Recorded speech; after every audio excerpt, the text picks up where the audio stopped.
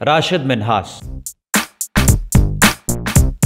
राशिद मिन्हास 17 फरवरी 1951 को कराची में पैदा हुए। उन्होंने 13 मार्च 1971 को पाक फ़िज़ाइया में शमूलियत इख्तियार की। इसी साल 20 अगस्त को दौरान तरबियत उनके उस्ताद इंस्ट्रक्टर मतीउर रहमान ने पाकिस्तान के जहाज को अगवा करके हिंदुस्तान ले जाने की कोशिश की तो जहाज के कॉकपिट में पहले दस्त बदस्त लड़ाई हुई। बाद राशिद मिन्हास ने जहाज को हिंदुस्तान के बॉर्डर से 51 किलोमीटर दूर ही जमीन से टकरा दिया, जिससे उनकी शहादत हो गई। राशिद मिन्हास फौज का आला तरीन एजाज निशान हैदर पाने वाले कम उम्र तरीन फौजी हैं। शहादत के वक्त उनकी उम्र सिर्फ 20 साल और 6 माह थी, जबकि उनको पाकिस्तान एयरफोर्स का हिस्सा बने सिर्फ 5 माह हुए थे। मेजर मोहम्मद अकरम। मोहम्मद अकरम 4 अप्रैल 1938 को गुजरात में पैदा हुए। उन्होंने 21 साल की उम्र में 1959 में फौज में शमूलियत इख्तियार की। उन्होंने 1965 की जंग में शिरकत की और कई महाजों पर हिंदुस्तान की फौज का मुकाबला किया। 1971 की जंग में मशरकी पाकिस्तान मौजूदा बांग्लादेश में डिस्ट्रिक्ट दिनाजपुर अपने इलाके का दिफा करते हुए शहीद हो गए। ख्याल रहे कि दिनारपुर जंग इसी इलाके में शामिल था, जहां 23 नवंबर 1971 से 11 दिसंबर 1971 तक बोगरा जंग लड़ी गई। इस जंग में मोहम्मद अकरम को हीरो का दर्जा मिला। 31 साल 8 माह की उम्र में शहीद होने वाले मेजर मोहम्मद अकरम को मशरक़े पाकिस्तान मौजूदा बांग्लादेश में ही दफनाया गया। अलबत्ता बाद